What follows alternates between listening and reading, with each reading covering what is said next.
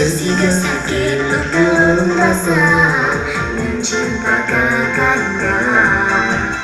Kalau memang betul kata hingga percaya, kata budaya memang berkata janganlah kecewa.